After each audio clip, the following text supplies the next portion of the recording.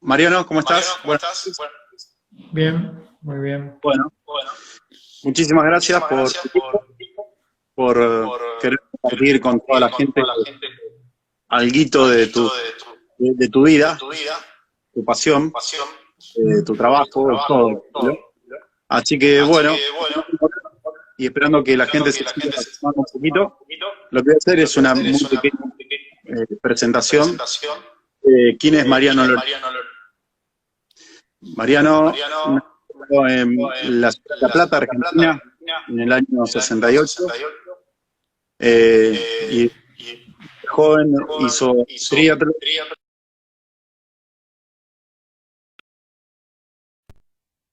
Después le dio por hacer mucho ultradistancia y también cicloturismo, y que fue su fuerte hoy, ¿no? En lo que es cicloturismo, ya no viene el orden, ¿sí? Pero bueno, hizo 2 vueltas por Argentina, pasando por todas las provincias, hizo 2 vueltas al mundo, una por el hemisferio norte, otra vuelta al mundo por el hemisferio sur, hizo de Alaska a Ushuaia, cruzó más de 30 veces los Alpes, cruzó 9 veces los Himalayas desde Katmandú. Bueno, no sé si le dije de Ushuaia, y es su vida, ¿no? Es su pasión. Así que, para hacerlo muy resumido, ha andado por todo el mundo. Mariano, para sumarlo al currículum, ¿cuántas veces hiciste con clientes o solo? Pero en total, Bariloche y Ushuaia. No te escuché muy bien, ¿no? Parece que no se escucha muy bien, hay un eco. ¿Cuántas veces hice Bariloche Ushuaia? Sí. Ah, sí, bueno, Bariloche Ushuaia lo empecé a hacer en el año 2000 con clientes y lo hago todos los años para el mes de enero, aproximadamente el 7 de febrero solemos llegar a Ushuaia. Ya hace más de 20 años, hace 22 años que organizo viajes así con clientes y eso para mí es muy importante porque me sirve para volver de nuevo a tantos lugares que he conocido, no parar nunca de girar el mundo y aparte también de seguir aprendiendo, porque he viajado mucho en solitario, pero no lo he hecho en grupo y los viajes en grupo pueden ser una buena enseñanza y cada día me voy perfeccionando también en lo profesional y creo que consigo darle cada vez un mejor servicio a mis clientes. Es decir, que lo has hecho quizás 20 veces o más. ¿A Ushuaia? Sí, Sí. a Ushuaia creo que he ido, no, más de 30 veces incluso. Hay años que he hecho el recorrido de Bariloche a Ushuaia, después de Calafate a Ushuaia.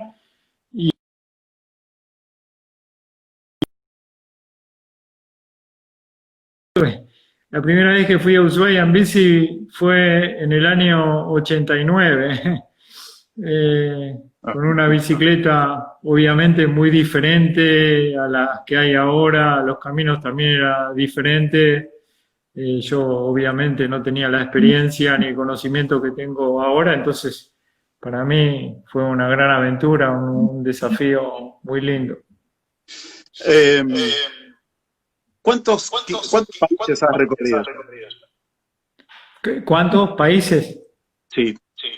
Y países alrededor de 85, pero a veces pasa que durante el año hago capaz que 10 viajes en 10 países que vuelvo a repetir.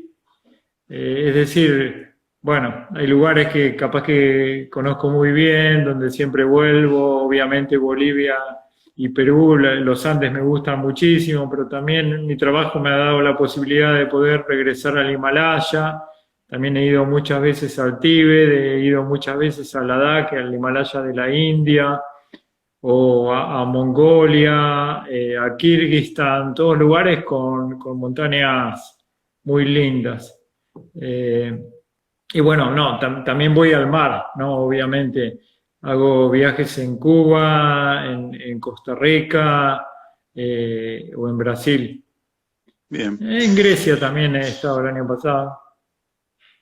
Eh, y una pandemia ni te para, ¿no? Sé que estás pedaleando adentro de tu casa. Mariano quedó varado aquí en Argentina porque tenía un grupo que guiar en Perú y por tantos problemas no pudo volver a Italia, que es donde está residiendo actualmente. ¿Cuántos kilómetros llevas pedaleado en esta pandemia? Eh,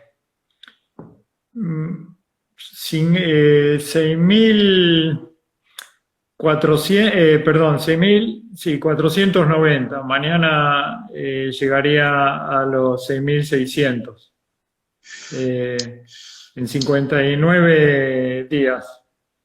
Utilizo el entrenamiento, así en bicicleta, no es que lo hago solo la media que he hecho es de alrededor de 4 horas. Pero esas 4 horas diarias las tengo fraccionadas en diferentes sesiones. La primera sesión, por ejemplo, comienza a las 6:20 de la mañana. Todos los días le gano al sol. Empiezo de noche, una primera parte así como de relajación, me concentro capaz que en buscar revoluciones. Después, durante el día, lunes, miércoles y viernes, me uno 2 veces a un grupo que tiene un amigo acá de La Plata, Matías Márquez, y entonces ahí como que es otro tipo de pedaleo, es algo diferente, como más entretenido, grupal, totalmente diferente a lo que yo acostumbro tener cuando viajo.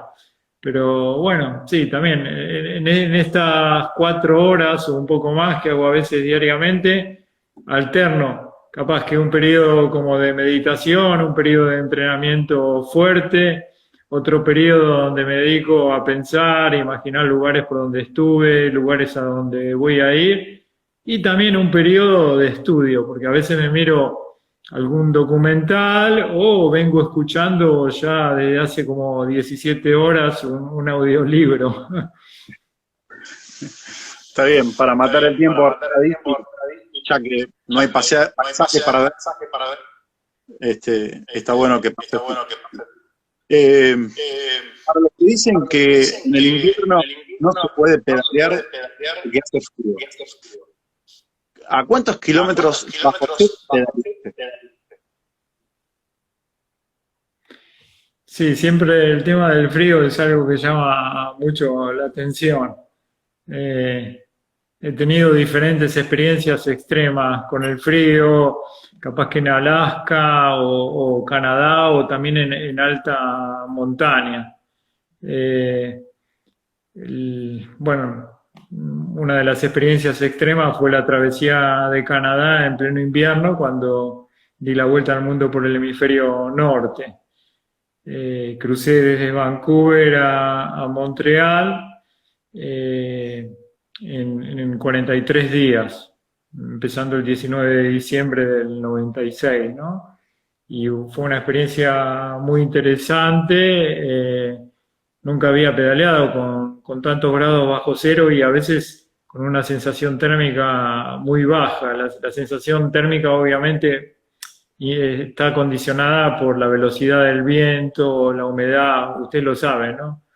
En algunos lugares de Canadá tengo entendido que llegaba a menos 64, según los artículos de los diarios, ¿no? No había internet como hay ahora donde uno se entera de todo, pero a veces cada tanto salía en algún diario y me asombraba ver máxima, por ejemplo, menos 22 o menos 25, la temperatura máxima, así que la mínima capaz que era de menos 35 con la sensación térmica de mucho menos y Y en esas condiciones tenía que estar muy atento y ser muy cuidadoso en el esfuerzo, a no transpirar demasiado, ser medido en todo, porque la transpiración se congelaba casi instantáneamente.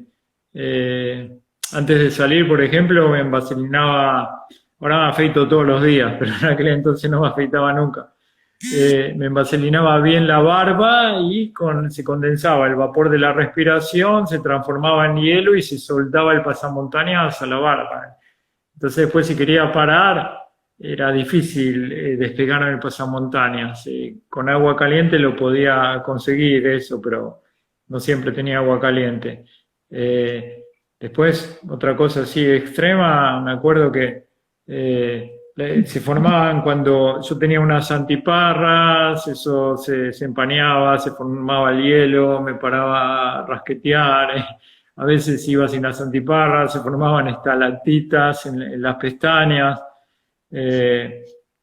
Después, bueno, no sé, cuando pedaleaba a veces en la montaña en British Columbia, donde están las Rocky Mountains, sudaba y después en las bajadas con el frío aumentaba el frío por la sensación térmica y todo, entonces se formaba una capa de hielo en el pecho, que en definitiva eso reducía la sensación térmica porque cortaba, funcionaba como ice wind stopper, detenía el viento y en definitiva al final como capaz que me mantenía más calentito. Y ahí he utilizado cadenas y clavos y primero unas cadenitas y después en Winnipeg me obsequiaron unas cubiertas con clavos que andaban muy bien, tenía muy buena tracción en el hielo, no me patinaba y se deslizaba muy bien sobre el asfalto. Estamos hablando de hace casi 25 años, eran otros tiempos, los materiales que uno usaba en las prendas eran menos desarrollados a lo que son ahora, era todo distinto. Mariano, subiste a la cumbre con tu bicicleta. Con Rocinante, vamos a decir. Sí. La bicicleta se llama Rocinante. ¿Qué podés contarnos esta anécdota, pero de un viaje? ¿Y por qué lo hiciste? Sí. Para ser realista, es algo que le recomiendo hacer no hacer. En mi caso yo tuve mucha suerte, porque no tenía experiencia en montaña, fui solo, tuve la suerte que hubo gente que confió en mí, me prestó el equipo, me prestó la bicicleta, después había un fabricante de indumentaria en aquel entonces, se llama Fugate, me prestó la carpa, algunas camperas, después había un fabricante de bolsas de dormir muy bueno, nacional, que se llamaba Héctor Vieites. Dué, la viuda de él me regaló la bolsa de dormir, me dio una campera, porque yo no tenía absolutamente nada. Y bueno, tuve la suerte de ganarme la confianza de la gente y eso fue fundamental. Y después, estando ahí en la montaña, al comienzo sí, fui así medio como creído, porque había corrido y hecho tantas cosas que me creía un tipo fuerte, convencido de que iba a llegar, pero después me di cuenta que era muy difícil, me tuve que adaptar a las montañas, tuve que respetarla y en determinado momento, cuando las condiciones climáticas fueron severas, que imposible para continuar, retrocedí, tuve que bajar, tuve que esperar que mejorara el tiempo, mientras tanto mantenerme fuerte, porque en la montaña las esperas siempre te debilitan. Y después, bueno, se dieron las condiciones climáticas, yo estaba bien físicamente y conseguí llegar a la cumbre. Lo conseguí hacer no porque era un tipo así como quien dice muy fuerte, sino porque había tenido la suerte o la capacidad, la intuición de adaptarme a la montaña y hacer las cosas bien, sobrevivir, vamos. Y sacaste la foto para bicicleta en la cumbre para dársela al fabricante. Sí, saqué la foto, fue una bicicleta de Chromoly Specialized, Rockhopper, con la que después fui de Ushuaia a Alaska, di la primera vuelta al mundo, y bueno, también eso me sirvió como para después seguir transmitiendo, fortalecer lo que yo transmitía en aquel entonces. Me había propuesto desarrollar una campaña ecológica, fomentaba la bicicleta como un vehículo que no contamina, que te permite hacer una vida sana y con el cual podés llegar a casi cualquier lugar. Donde no se puede llegar, se la carga a la bici. Utilizando la fórmula de que la alimentación sana es el mejor combustible y la voluntad es el motor, ¿no? Es el motor. No fue la única. Con un amigo tuyo, Ever Olona, muy respetado en el mundo de la montaña, a otro lugar, Ojos del Salado, ¿no? Montaña que es más difícil logísticamente que la Aconcagua, que más servicios y bueno. Bueno, sí, con Ever tuve la suerte de establecer una amistad, hemos compartido diferentes experiencias, hemos estado con grupos, subimos en diferentes ocasiones el Licancabur, otros volcanes en Bolivia, juntos fuimos al volcán Calán, que es un volcán que está en Catamarca, que tiene un cráter de 45 kilómetros de diámetro. Es un volcán muy, muy particular, muy interesante, y ahí fuimos con Ever. Y después, bueno, en el 2002 me propuse hacer el Ojos del Salado, pero empezando desde el mar a la cumbre. Y el Ojo del Salado puede ser más o menos difícil que la Aconcagua, depende de cuándo se lo encare. En aquel entonces, cuando fui yo, los caminos estaban cerrados, había mucho hielo, se me hizo muy difícil llegar. Pero si uno va en verano, hay caminos que te permiten llegar hasta un refugio que está a 5.800 metros. Se puede llegar en una 4x4 a 5.800 metros, que eso en el Aconcagua es imposible.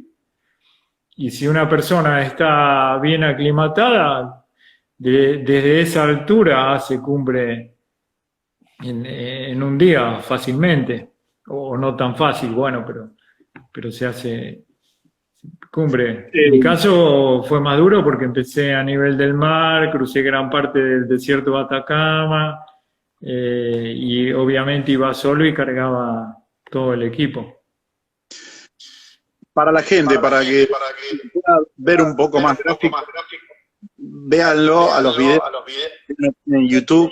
Hay uno sobre Aconcagua, que lo filman cuando baja a la cumbre. Hay uno del Ojo del Salado, de videos. Has hecho récord. Vamos a hablar de un poquito de números. Rapidito, un ping-pong.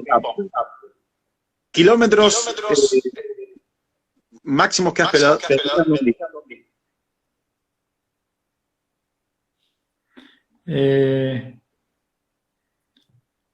No sé, y sí, en dos ocasiones hice 1.000 kilómetros dando vueltas en el velódromo de Bariloche. Una de esas veces fue en el 92 y otra vez en el 97, 98, después que había dado la vuelta al mundo. Y ahí también, bueno, era como también para fomentar el uso de la bicicleta, se invitaba a la gente a pedalear al velódromo, se habían también sorteado unas bicicletas, Y la segunda vez que conseguí pasar los 600 kilómetros. Las primeras 20 horas conseguí hacer los 600 kilómetros, que fue una media importante. Usé una bicicleta Zenith Cumbre de cromo molibdeno, a la que le Para la puse... gente que no está muy en el tema, decirles que pedalear 200 kilómetros por día es muy duro para una persona. 200 es muy duro, con muy buenas condiciones, muy buenas, así que para que tengan una referencia, ¿no? De que pedalear 600, pedalear es una bestialidad. Otras cositas. Pero bueno, la distancia siempre depende también de la carga que uno lleve, de las condiciones climáticas, si eso no es en competencia, de los vientos también. Obviamente cuando yo viajaba llevaba mucha carga. Cuando di la vuelta a la Argentina, por ejemplo, ya que estamos hablando de números, en esa vuelta, en la primera vuelta que fue en el 93, recorrí 11.900 kilómetros, que realicé en 77 etapas a una media de 153 kilómetros por día. Pero dentro de esas 77 etapas se incluían las visitas a las escuelas, me presentaba ahí con la bicicleta, dejaba póster de animales que están en peligro de extinción, hablaba con los chicos, la bicicleta en la cual tenía estampas de animales, alforjas, era algo que resultaba muy atractivo.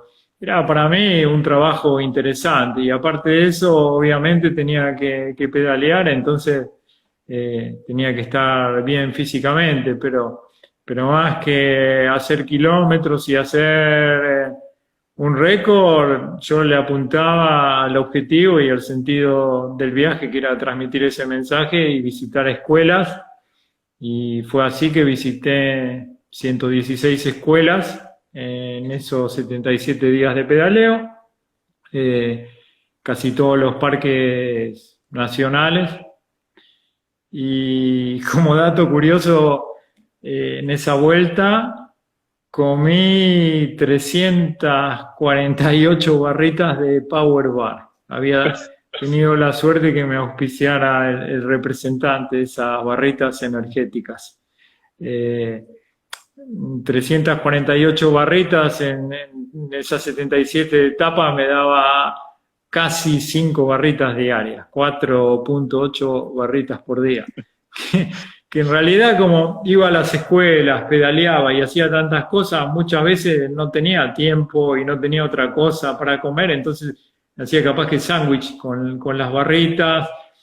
Algunas veces en las escuelas me daban de comer, me invitaban así y bueno. Digamos a la gente que es vegetariano, con lo que ello también representa, la dificultad por ahí de poder comer comida en cualquier lado.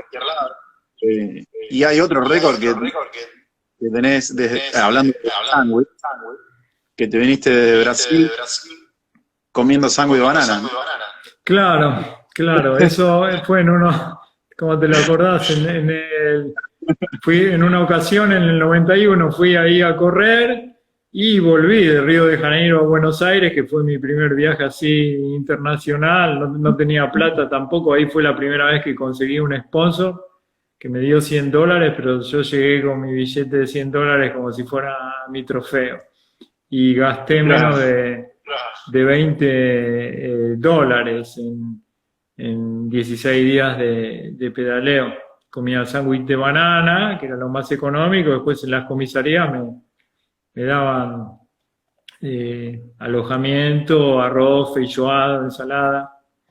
Después en otros lugares, si querés que sigamos hablando de la comida y cómo uno se las ha rebuscado, te puedo contar que no sé, Noruega, Suecia y Finlandia, para ir desde Oslo hasta Nordkapp, que es el punto extremo norte que está en el Ártico, y bajar hasta Helsinki. Ahí era todo muy caro y yo tenía un presupuesto limitado, así que tomaba mucha leche, porque la leche que vencía en el día costaba la mitad de precio, que eran 50 centavos de dólar. Era una leche cultivada, pero sin azúcar. A mí me caía muy bien, entonces con eso me hidrataba y me alimentaba. Y en ese viaje, bueno, para subir y bajar fueron 3.600 kilómetros, 16 etapas de pedaleo y 64 litros de leche. Mariano es muy meticuloso en todo y tiene una memoria para apreciar porque se acuerda del número y seguramente tiene todo también. Había un DKS que le contamos a la gente del DKS, es un Ironman, una medida de triatlón, que ya para el triatleta terminar un Ironman es un logro. La gran mayoría de los atletas entrena para una vez en su vida terminarlo. Son casi 4 kilómetros de estación, son 170 de bicicleta. 180 de bici y 42 de trote, sí. Exacto. Estas medidas por 10. Se hacía en México. Lo invitaron a Mariano a participar, y no solo que fue y lo terminó, sino que, ¿cómo fue Mariano? Sí, bueno, fui en bicicleta. En realidad, qué sé yo, al final yo quería hacer esta prueba porque ya había hecho un quíntuple Ironman, era la primera vez que se hacía un Deca y podía ser un desafío interesante estar entre los primeros en el mundo que lo completaran, ¿no? Pero al final terminó siendo como una excusa para ir en bicicleta. Y aproveché el viaje para desarrollar así una campaña ecológica, que ahí digamos que empecé con todo eso. Y bueno, para llegar a Monterrey pasé por 11 países, fue una experiencia muy interesante para mí porque estar pedaleando en medio de la montaña, en medio de la nada, de la naturaleza, viviendo una aventura, sinceramente es mucho más interesante que estar corriendo una prueba. No sé, a mí me resultó mucho más interesante y me dio también la satisfacción que iba transmitiendo un mensaje, algo que yo sentía. Después, bueno, sí, tardé 87 días en llegar allá, llegué con alguna semana de anticipación y después sí, completé la prueba, que se hizo en una pileta de 50 metros y en un circuito donde di un montón de vueltas, un circuito de 1.600 metros. Con gente, no eran muchos, eran, no sé, alrededor de 30 personas. Cada uno con su equipo. En ese recorrido había un lugar donde vos parabas cuando querías, comías lo que querías, había un servicio de buffet, habían médicos que te controlaban. Algo relativamente fácil en comparación a lo que significa pedalear, usando todo tipo de geografías y también con la necesidad de llegar en un tiempo determinado, porque es diferente hacer cicloturismo sin tener una presión y yendo con mucha calma a tener que cumplir con un determinado tiempo y tener que llegar para una cosa. Mariano, ¿y el viaje qué pasó? ¿Tuviste un accidente? ¿Cómo? ¿Te caíste en el viaje? No, en ese viaje no. No, tuve accidente en otro viaje. Cuando fui de Ushuaia a Alaska, sí, ahí tuve un accidente y me fracturaron dos costillas. ¿Y En, el del antebrazo? el antebrazo sí, también en una de las vueltas a la Argentina. Me rompí el escafoides, sí. Eh, y me pusieron un yeso y en ese viaje sí, hice un poco más de 8.000 kilómetros con un yeso. Un yeso que iba de acá a acá, que durante el recorrido me lo hicieron dos veces porque se rompía. Y finalmente le pusieron un súper refuerzo en el codo, era el brazo izquierdo. Y como yo tengo las extensiones de triatlón, apoyaba el yeso ahí y bueno, mantenía siempre el brazo ahí, hacía los cambios con la mano derecha.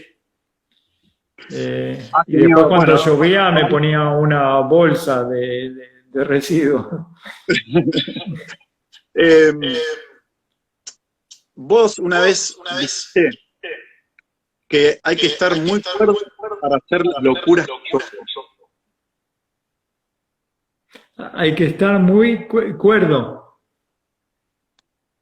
Una vez dijiste, hay que estar muy cuerdo para hacer las locuras que yo hago. Sí, sí, claro, justamente, es algo antagónico. No, no son locuras porque si uno estuviera loco no conseguiría sobrevivir. Eso a veces es lo que tienen de interesante este tipo de pruebas extremas que te llevan a un punto en el cual vos tenés que estar en armonía con la naturaleza y esa conexión con la naturaleza es lo mejor que uno puede lograr. Eso está más allá de la fortaleza física. Eh, y para mí es muy lindo la travesía, por ejemplo, de Canadá o otros lugares así, en Ladakh, donde he estado en altas montañas, o en Tíbet, me han gustado muchísimo porque yo me sentía que estaba pedaleando en unas condiciones geográficas y climáticas salvajes, pero que había conseguido un equilibrio, una conexión y no me resultaba peligroso y podía disfrutar de los paisajes, de la naturaleza y de mi propio esfuerzo, ¿no? Sos parte del paisaje, ¿no? Sos parte de la vida de la montaña. Seguro que lo sentís de esa manera. Contanos, Sí, sí, me gustaría, pero no, tampoco siempre, no es que uno es el gran maestro y que siempre entra en comunión así con tanta facilidad con la naturaleza. No. Ahora tenés un proyecto, ¿no?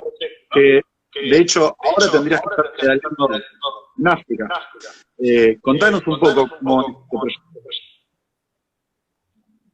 Sí, tenía programado el 1 de mayo empezar en el Cairo y pedalear hasta Cape Town, en el punto extremo sur de Europa, donde ya estuve hace mucho tiempo ahí. Pero esa travesía iba a ser en este caso para colaborar con una ONG que está en Italia, gente que ya había conocido que desarrolla diferentes obras para unos pueblitos del sur de Etiopía. Y ellos estaban trabajando para la construcción de unos pueblos, de unos pozos solares con paneles solares, unos pozos que iban a tener también energía solar y iban a irrigar una zona importante. Y bueno, iba a hacer esta travesía para difundir las obras de esta ONG, ONLUS la llaman en Italia, se llama Bayo Irme, la ONLUS esta.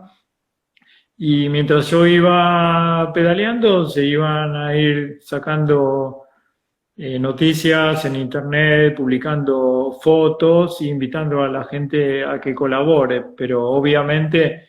obviamente no, porque cuando uno hace estas cosas no es tan obvio que uno ponga dinero de su bolsillo, pero en este caso yo iba a ser el primero en aportar un capital para esta obra que iba a estar relacionado con la cantidad de kilómetros que iba a pedalear, que son 12.000 kilómetros.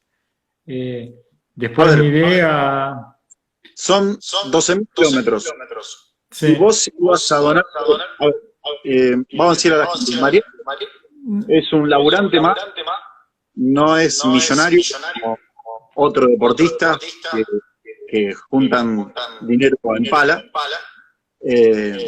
Mariano tiene que pelear mucho para poder ganar dinero. ¿Cómo es eso que ibas a donar dinero a kilómetro pedalear?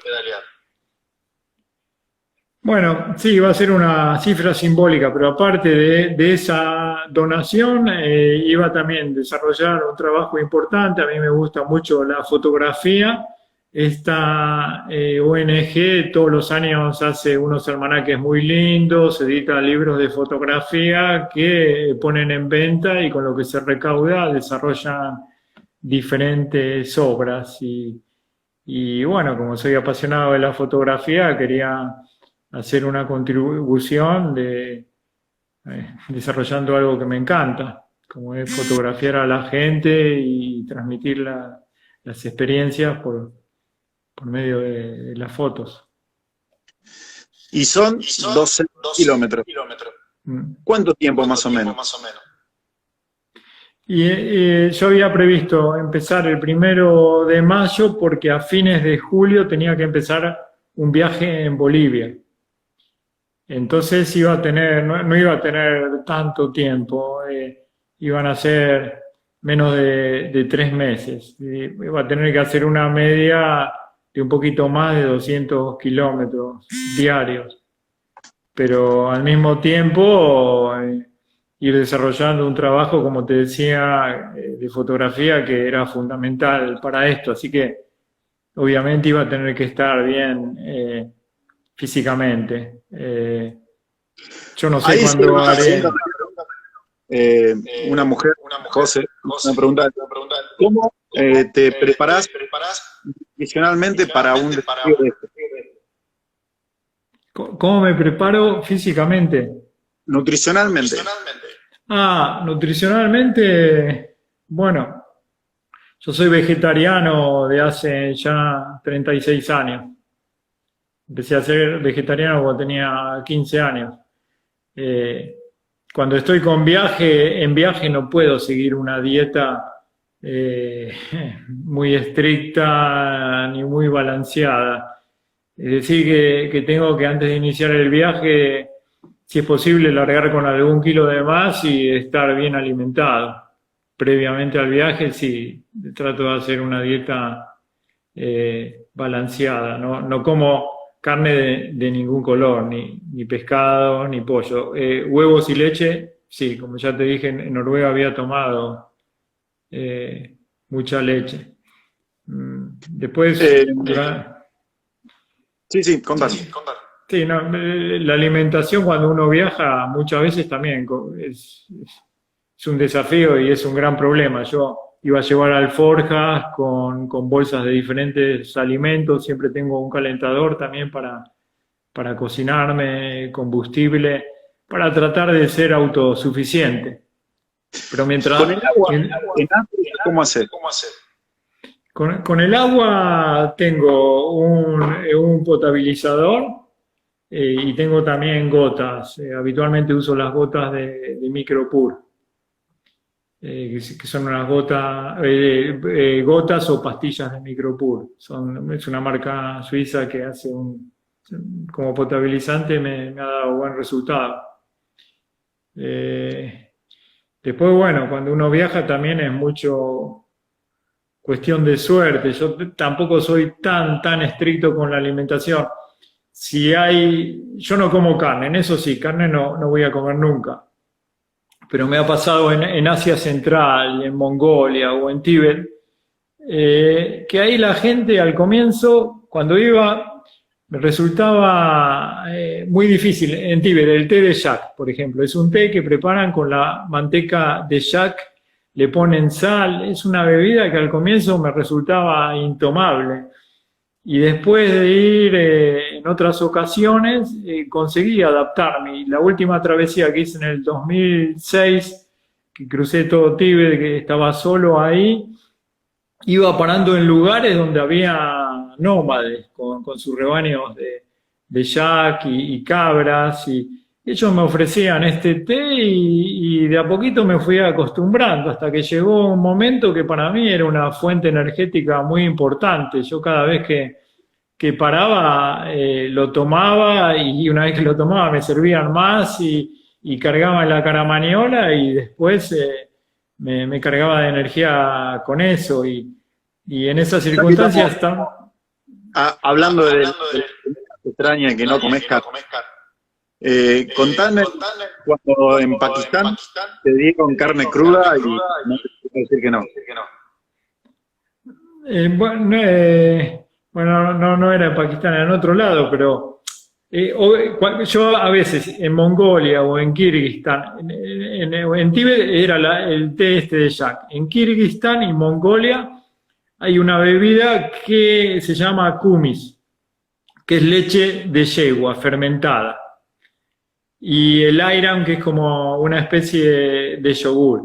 Y eso es muy común en ellos, es la bebida típica, y eso siempre me lo ofrecían, y a mí me encantaba, yo me había acostumbrado a eso, era una bebida que también tenía proteínas, me cargaba de energía, y yo no sé, mi flora intestinal por suerte se adapta a eso, pero cuando yo paraba en las GER y me ofrecían capaz que de repente carne, les hacía el gesto que tenía un problema estomacal, agarraba mi calentador y me ponía a cocinar algo y lo compartía con la gente. Entonces eso era lindo.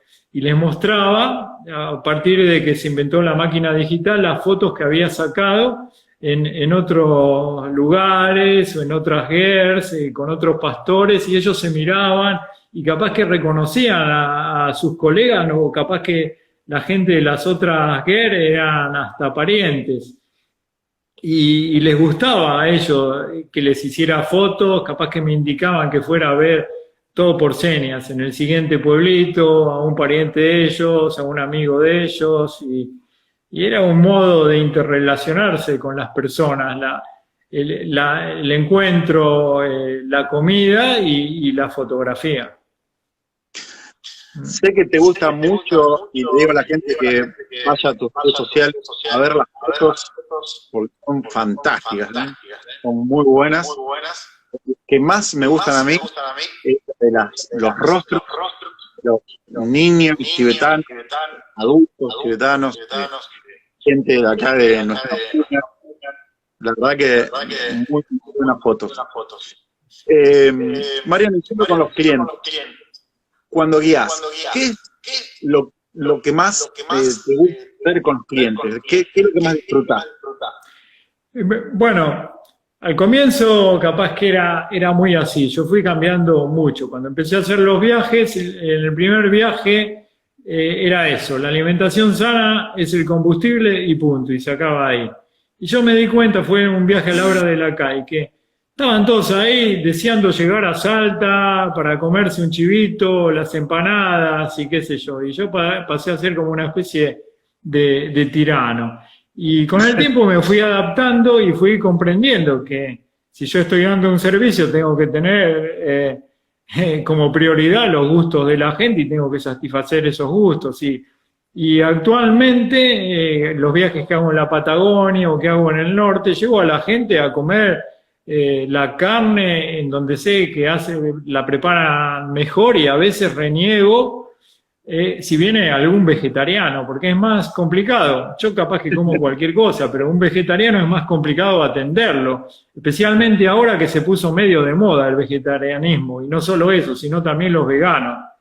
Tener un vegano a veces es un problema, a menos que sea un vegano que ya está acostumbrado a viajar y se trae su provisión de alimentos, pero yo para los viajes, sí, prefiero la gente que come de todo, prefiero la gente que come carne, y para mí es una satisfacción que el cliente la pase bien, disfrute de su carne y no que coma como yo o haga lo que hago yo, porque si estos ciclistas hicieran lo que hago yo no tendría trabajo, así que que viva la diferencia, ¿no? Y esta diferencia de gustos en las personas a mí me permite ganarme la vida y dar un buen servicio. Así que valoro las diferencias.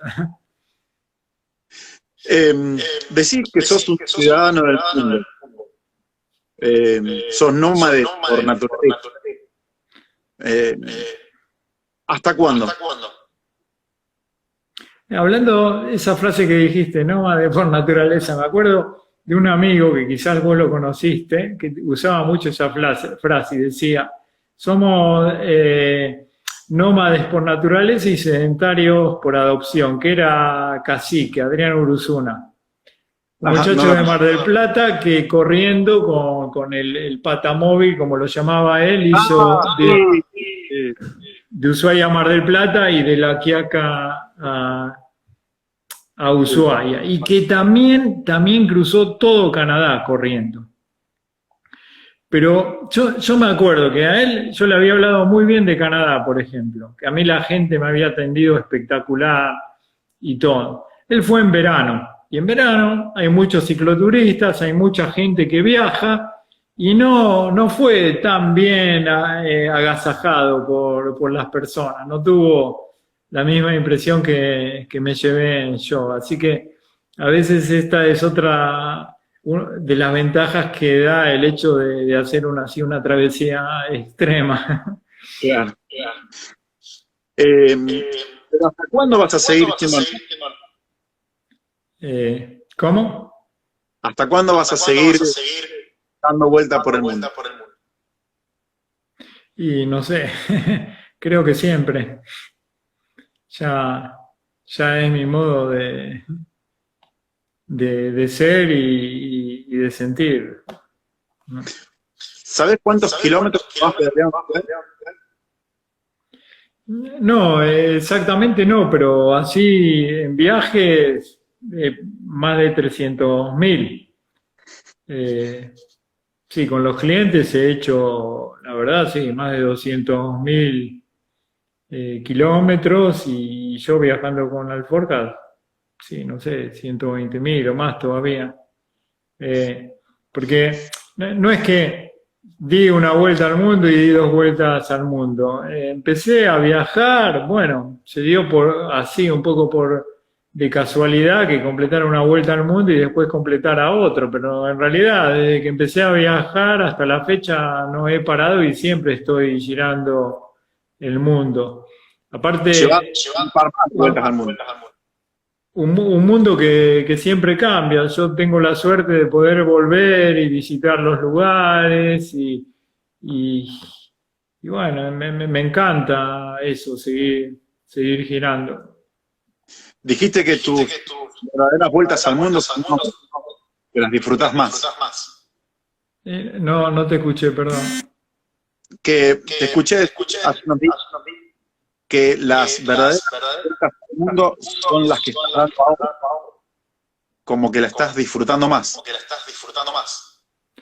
Sí, ahora quizás sí, porque voy a explorar lugares donde sé que capaz que vuelvo con otras personas, que voy a poder compartir, tengo la posibilidad de volver a lugares con mis clientes, o estos clientes que después de viajar se transforman en amigos, los llevo a lugares así extremos, tengo la posibilidad capaz que de reencontrar a pastores que me han ayudado, sacarle las fotos que les saqué.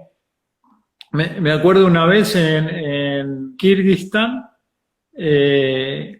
yo di toda una vuelta un par de meses antes que fuera con mis clientes y antes de llegar a un paso de montaña a 4.000 metros de altura, el tiempo era muy feo y al costado del camino encontré un aguero o yurta, como la llaman en ruso. Y paré ahí, estuve compartiendo unas horas con una familia muy hospitalaria, me invitaron a comer, me dieron el famoso kumis y ayran, y por señas le di a entender, le marqué, tenía justo un almanaque la señora y le marqué la fecha y le indiqué que iba a volver No, para tal día y a tal hora, todo por señas. Y que ella me preparara el agua caliente, la comida, todo lo que me había dado, preparaban también un queso, un yogur, un pan que hacen ellos, así, bueno, que preparara todo eso, que iba a venir como con 10 personas, ponele. Y yo me fui, después encontré el grupo. Y justo el día que nos tocó pasar por ahí, unos kilómetros antes de pasar por ahí, cuando salimos llovía. Ya la gente empezó a pedalear medio. Y después empezó a nevar y tenía muchísimo frío. Y nevaba y estábamos en medio de la nada y me veían a mí que yo seguía parando, pedaleando y a ninguno le hice seña de subirse al vehículo de apoyo. Obviamente con mis clientes voy ahí con asistencia. No los meto a hacer cosas extremas y peligrosas. Si alguien se quiere subir y lo necesita, ahí está el vehículo de apoyo. Tenemos termos con agua caliente y alimentos. Pero en ese caso yo seguí pedaleando en condiciones que le asustaron, todos se asustaron. Y de repente, de la nada, un poco así, entre la nieve, entre la niebla, apareció esta yurta. Y ahí fuimos todos y estaba esta señora con todo lo que había preparado para las 10 personas guau. que éramos. Y bueno, increíble fue eso. Le llevé, obviamente, a la señora la foto que le había sacado con el nene cuando yo había estado ahí. Y bueno, fue un modo también de establecer una amistad, porque en esta segunda ocasión yo tenía un vehículo de apoyo, tenía un traductor que hablaba la lengua de ellos y ya ahí como que se estableció un vínculo. Y volví a pasar otras 3 veces por ese lugar y hubiera ido ahora el próximo mes de agosto, pero bueno, obviamente no voy a poder ir. Mariano, se nos termina la hora. Si fuera por mí, me quedo un par de horas más hablando. Pero bueno, es así. Te agradezco enormemente por este tiempo. Vamos a decirle a la gente que sos un guía profesional. Pueden contratar y pueden ir por a cualquier parte del mundo, literalmente. Así que se pueden encontrar Mariano Benefice en las redes sociales. Estás en todas las redes. Y bueno, muchísimas gracias, Mariano, por este tiempo. Se va a cortar en cualquier momento. Quería agradecer porque, bueno, hace muchos años que te sigo, desde 97, y gracias a vos te quiero mucho y sos un referente en todo lo que hice en bicicleta.